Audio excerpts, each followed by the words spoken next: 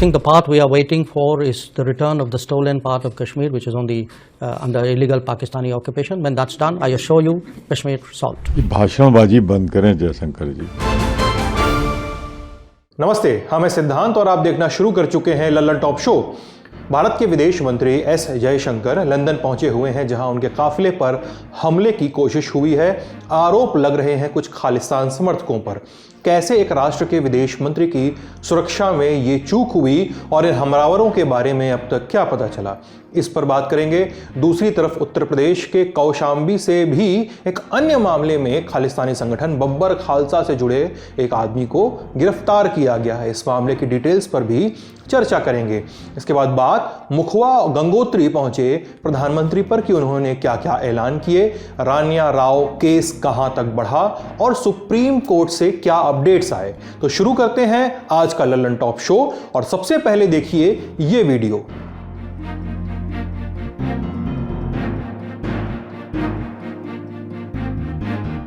ये मुजरिम है, शरई कटघरे में खड़े हैं, इनको हरगिज ऐसा नहीं करना चाहिए। Brought to you by ITEL and American Pistachios.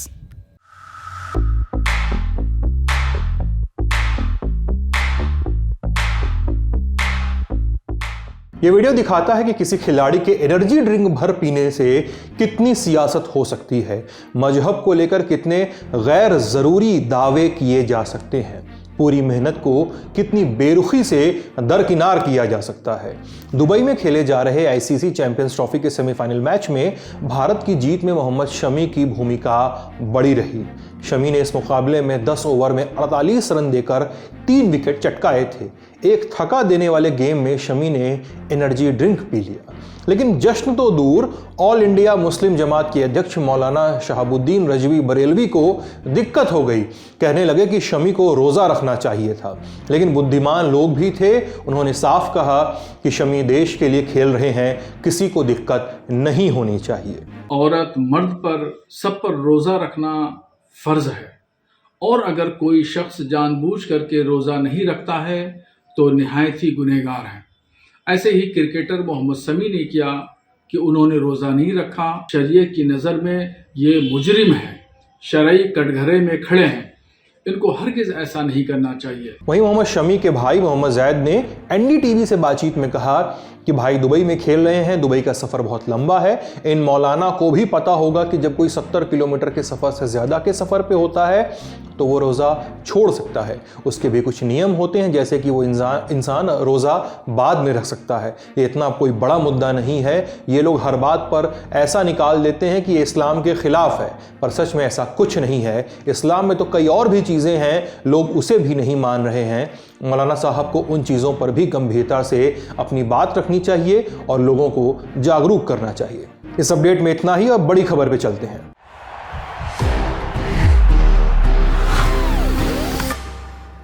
That's the power of pistachio.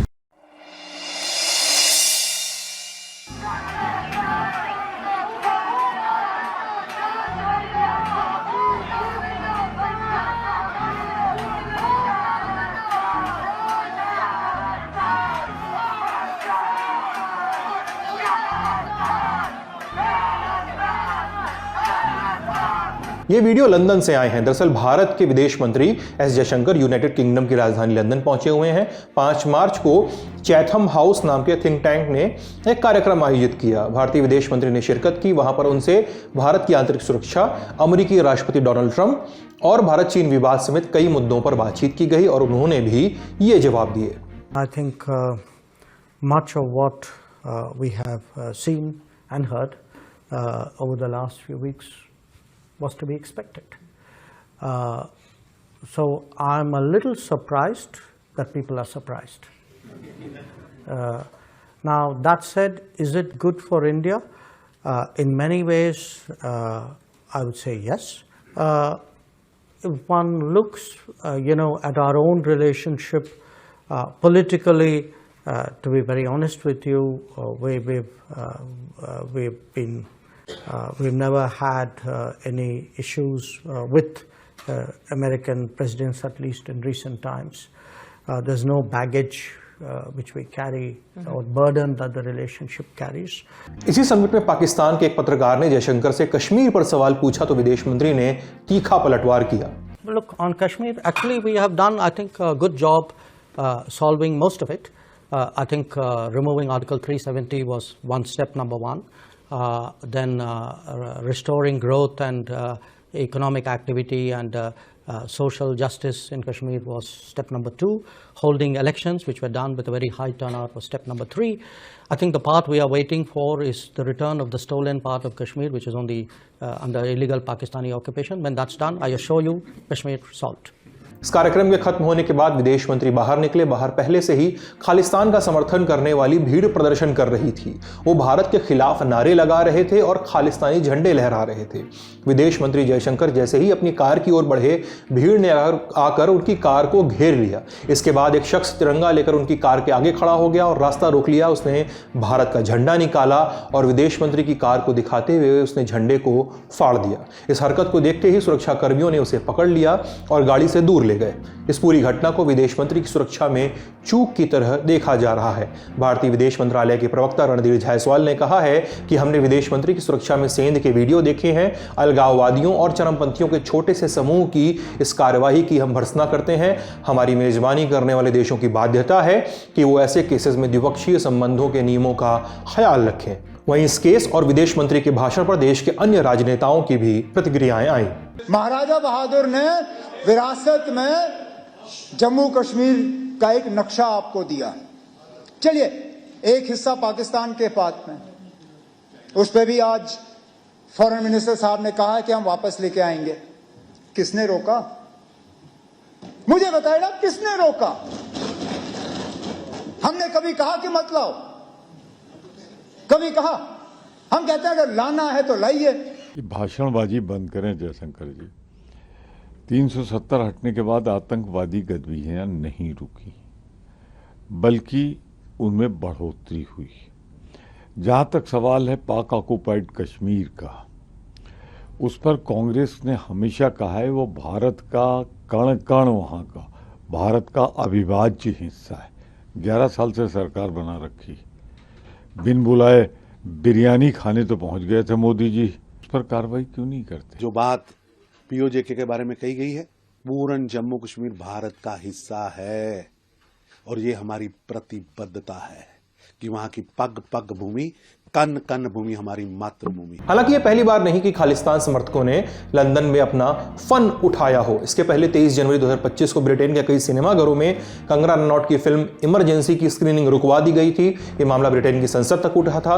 Bharat ने इस घटना को लेकर विरोध जताया था। इसके पहले जून 2023 में इंग्लैंड में मौजूद भारतीय हाई कमीशन पर भी खालिस्तान समर्थकों ने हमला किया, तोड़फोड़ की कोशिश की गई थी और अब सामने आई है ये घटना। अब बात खालिस्तान की हो रही है तो चलते हैं उत्तर प्रदेश। यूपी पुलिस की स्पेशल टास्क फोर्स यानी एसटीएफ और पंजाब पुलिस की एक ज्वाइंट टीम ने ऑपरेशन में आतंकी संगठन बब्बर खालसा इंटरनेशनल के एक आतंकी को पकड़ा है। आतंकी का नाम लाजर मसीह, घर पंजाब के अमृतसर का कुरलियान गांव। अब जानते हैं कि पुलिस की कथित टीम ने कैसे आतंकी को पकड़ा। 5 और 6 मार्च की दरमियानी रात 3:20 का वक्त, जगह यूपी के जिले कौशाम्बी का कोखराज थाना क्षेत्र। यूपी और पंजाब की ज्वाइंट टीम को सूचना मिली कि बीते कुछ महीनों से फरार चल रहा आतंकी इस इलाके में देखा गया है। पुलिस ने दबिश दी और लाजर मसीह को अरेस्ट कर लिया। मसीह के पास से टीम्स को 3 हैंड ग्रेनेड, 2 डेटोनेटर, एक रशियन मेड 7.62 mm पिस्टल, 13 कारतूस, विस्फोटक पाउडर, गाजियाबाद के पते का आधार कार्ड और एक बिना सिम का मोबाइल फोन मिला। मसीह के अरेस्ट के बाद ज्वाइंट टीम्स ने सूचना दी कि मसीह बब्बर खालसा इंटरनेशनल के साथ साथ पाकिस्तान की इंटेलिजेंस एजेंसी ISI के साथ भी काम करता रहा। सुनते हैं पुलिस अधिकारियों को जो और जानकारियां साझा कर रहे हैं। इस ऑपरेशन के तहत दिनांक 6/3/25 को बब्बर खालसा इंटरनेशनल एवं ISI के मॉड्यूल का सक्रिय आतंकवादी लजर मसीह पुत्र कुलविंदर को कौशाम्बी से गिरफ्तार किया गया है। अभियुक्त का पूरा नाम लजर मसीह पुत्र कुलविंदर, निवासी ग्राम कुरलिया, थाना रामदास, अमृतसर, पंजाब है। इसके बारे में बताना चाहेंगे कि ये पाकिस्तान बेस्ड जो ISI मॉड्यूल है उसमें Harvinder Rinda and German based module जिसमें स्वर्ण सिंह जीवन फौजी उसका ऑपरेटिव था, happy Pashiya US based BKI का ऑपरेटिव, ये उनके हैंडलर्स थे। अब बात करते हैं बब्बर खालसा इंटरनेशनल की। क्या है ये संगठन, इसको जानते हैं। साल 1978 में खालिस्तानी आतंकियों तलविंदर सिंह परमार और सुखदेव सिंह बब्बर ने अमृतसर में बब्बर खालसा की नींव रखी। मांग सिर्फ एक, पंजाब और आसपास के कुछ राज्यों के हिस्सों को मिलाकर एक अलग सिख देश खालिस्तान की नींव रखी जाए। अपनी स्थापना के बाद से ही बब्बर खालसा ने पंजाब को केंद्र बनाकर गतिविधि शुरू की। कभी पुलिस वालों का कभी कत्ल किया, कभी कमांडोज का कत्ल किया, कभी गांव के सरपंच का कत्ल किया, साथ ही सिख धर्म के पवित्र प्रतीकों की अवमानना का इल्जाम और पुलिस का मुखबिर होने का इल्जाम लगाकर आम लोगों की भी हत्याएं की। चूंकि भारत में इस समय तक खालिस्तान आंदोलन को कुचलने की कवायद शुरू हो चुकी थी, लिहाजा इस संगठन से जुड़े लोग धीरे धीरे इंडिया छोड़कर कनाडा में बसने लगे थे। साल 1981 में इस संगठन को बनाने वाले दोनों संस्थापकों के बीच खटपट हुई और तलविंदर सिंह परमार कनाडा भाग गया। उसने वहां बब्बर खालसा इंटरनेशनल की शुरुआत की। समय के साथ साथ यह संगठन कनाडा से इतर अन्य देशों में भी फैलने लगा। साउथ एशिया टेररिज्म पोर्टल के मुताबिक अब यह संगठन America, United kingdom, Germany, France, Belgium, Norway, Switzerland और पाकिस्तान तक फैल चुका है। 23 जून 1985 को कनाडा के मॉन्ट्रियल से दिल्ली आ रही एयर इंडिया की फ्लाइट AI 182 को बीच हवा बम के धमाके से उड़ा दिया गया। इस हमले में जहाज में शामिल सभी 329 लोग मारे गए।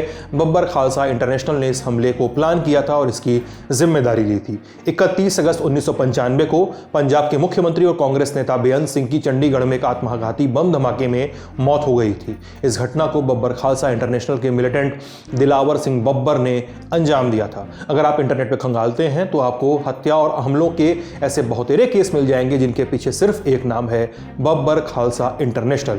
पाकिस्तान में छुपे हुए वाधवा सिंह और मेहाल सिंह मिलकर इस संगठन को चलाते हैं और उन्हें मदद मिलती है पाकिस्तान की एजेंसी ISI और जर्मनी के कुछ आतंकी समूहों से, जो उन्हें पैसों से लेकर हथियार तक मुहैया कराते रहते हैं। बात आतंकियों की हो रही है तो एक और नाम का जिक्र करते हैं, तहव्वुर हुसैन राणा। पाकिस्तान का रहने वाला तहव्वुर 26 नवंबर 2008 को मुंबई में हुए आतंकी हमले का साजिश करता है और अभी अमेरिका की जेल में बंद है। 13 फरवरी 2025 को प्रधानमंत्री नरेंद्र मोदी और US प्रेसिडेंट डोनाल्ड ट्रंप के बीच वॉशिंगटन में मुलाकात हुई थी, तो एक बात पर सहमति भी बनी थी, तहव्वुर राणा अमेरिका से भारत आएगा। अब इस आतंकी ने इस प्रत्यर्पण से बचने के लिए अमेरिका की सुप्रीम कोर्ट का दरवाजा खटखटाया है। राणा ने कहा है कि उसके प्रत्यर्पण पर इमरजेंसी स्टे लगाया जाए। उसने याचिका में आगे कहा है कि अगर मुझे भारत प्रत्यर्पित किया गया तो मुझे प्रताड़ित किया जाएगा। चूंकि मैं पाकिस्तानी मूल का मुस्लिम हूं तो इसलिए मेरी प्रताड़ना ज्यादा होगी और मैं भारत में ज्यादा सर्वाइव नहीं कर पाऊंगा। बता दें कि प्रत्यर्पण से बचने के लिए उसने जनवरी 2025 में एक याचिका भी दायर की थी, तब वो खारिज हो गई थी। इस बार नए बहाने सामने आए हैं। देखते हैं कि अदालत क्या आदेश देती है। इस खबर में फिलहाल इतना ही। अब अगली खबर में बात सोने की सिल्लियों की। और चलिए 3 मार्च की तारीख को एयरलाइंस एमिरेट्स की दुबई से आने वाली फ्लाइट जैसे ही बेंगलुरु के केम्पेगौड़ा इंटरनेशनल एयरपोर्ट पर पहुंची, एयरपोर्ट पर हलचल बढ़ गई।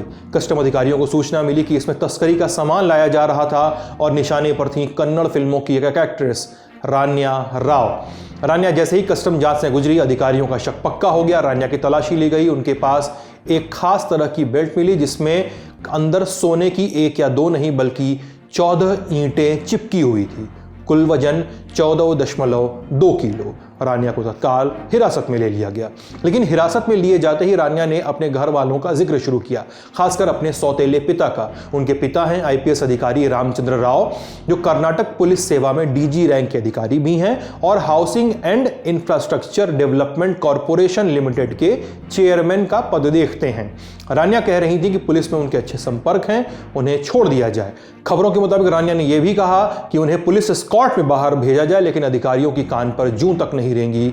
हिरासत ले ली गई और हिरासत सौंपी गई डिपार्टमेंट ऑफ रेवेन्यू इंटेलिजेंस यानी DRI को। इकोनॉमिक ऑफेंसेस विंग की कोर्ट में उन्हें पेश किया गया और 14 दिनों की न्यायिक हिरासत में भेज दिया गया। ये तो कहानी आप जान चुके हो, लेकिन शायद आप नहीं जानते होंगे कि रान्या कैसे इन कारस्तानियों को अंजाम देती थी। रान्या को हिरासत में लेने के बाद 4 मार्च को DRI सीआरआई की टीम ने बेंगलुरु के लोवेल रोड में मौजूद उनके घर की तलाशी ली। उनके घर से 2 करोड़ रुपए की कीमत के सोने के गहने, 2 करोड़ 67 लाख रुपए कैश बरामद हुए। रानिया से कड़ाई से पूछताछ की गई, कुछ डिटेल्स सामने आए। इंडिया टुडे से जुड़े सगाई राज की रिपोर्ट के मुताबिक रानिया बीते 1 साल में कम से कम 30 बार दुबई के चक्कर लगा चुकी थी। हर फेरे में वो 12 से 13 किलो सोना भारत लेकर आती थी। रानिया को हर 1 किलो पर 1 लाख रुपए का कमीशन मिलता था, यानी हर चक्कर में रानिया की कमाई लगभग 12 से 13 लाख रुपए होती थी। रानिया 1 साल में 30 बार तो बीते 10 दिनों में दुबई के 4 बार चक्कर काट चुकी थी। जिस बात से कस्टम अधिकारियों को शक हुआ वो थी रानिया की ड्रेस। दरअसल रानिया जब भी दुबई जाती थी तो अलग अलग किस्म के कपड़े पहनती थी जाते समय, लेकिन लौटते समय उनके शरीर पर एक ही ड्रेस हुआ करती थी। इस ड्रेस को रानिया ने खुद सिलवाया था। इसमें सोने के तारों से डिजाइन बने थे कि वो स्कैनर में आसानी से पकड़ में ना आए। अब लौटते समय रानिया हमेशा वीआईपी एग्जिट का इस्तेमाल करती, जहां उन्हें ज्यादा जांच का सामना न करना पड़े। दुबई की फ्रीक्वेंट यात्रा और एक ही ड्रेस, जांच अधिकारियों को शक हुआ।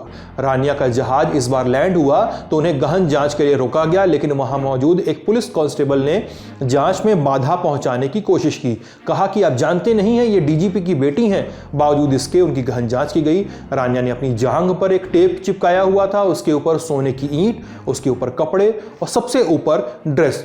रानिया को पुलिस कांस्टेबल के साथ हिरासत में ले लिया गया। रानिया पकड़ी गई तो सवाल एक और सामने आया कि क्या उनके साथ कुछ पावरफुल लोग भी शामिल हैं, क्योंकि उनके पिता का नाम तो आ ही चुका था, आईपीएस हैं। ऐसे में आईपीएस पिता से सवाल पूछे गए तो रामचंद्र राव ने कहा कि इस घटना से मैं स्तब्ध हूं, मुझे इसकी कोई जानकारी नहीं थी, वो हमारे साथ नहीं रहती। वैसे भी कानून अपना काम करेगा, मेरे करियर पर कोई काला दाग नहीं है, मैं इससे ज्यादा कुछ नहीं कहना चाहता। लेकिन आईपीएस रामचंद्र राव जब खुद पर कोई काला दाग न होने की दलील दे रहे थे, पत्रकारों के दिमाग में साल 2014 की एक घटना चक्कर काट रही थी। इस साल रामचंद्र मैसूर दक्षिण रेंज के आईजी हुआ करते थे। एक दिन उनकी टीम को सूचना मिली कि एक बस मैसूर से केरल के कालीकट जा रही है। इस बस में 4 लोग हवाला का पैसा लिए हुए हैं। पुलिस ने छापा मारा, लोगों को अरेस्ट किया और बताया कि 20 लाख रुपए बरामद हुए हैं। लेकिन केरल के जिस व्यापारी का पैसा इस बस में जा रहा था, उसने कुछ दिनों बाद पुलिस कंप्लेन कर दी। कहा कि मैसूर की बस से 2 करोड़ की लूट की गई है। फौरन जांच चली गई राज्य की सीआईडी के पास। सीआईडी ने पुलिस मुखबिरों के साथ साथ रामचंद्र राव के निजी गनमैन को अरेस्ट कर लिया और राव को तत्काल आईजी की पोस्ट से हटाकर हेडक्वार्टर से अटैच कर दिया गया, यानी एक किस्म की पनिशमेंट पोस्टिंग। फिलहाल पुलिस इस हालिया घटना की जांच कर रही है और सारे एंगल्स तलाशे जा रहे हैं। सुनते हैं स्थानीय पत्रकारों को जो फ्रेश अपडेट्स शेयर कर रहे हैं। She was recently married in the month of November. After her marriage, she purchased this particular flat and moved. And when DRI officials raided the house, they had also seized a few gold bars along with 2 crore rupees money in this particular mansion. The investigation is undergoing with the DRI officer. इस खबर में इतना ही। अब सुर्खियां।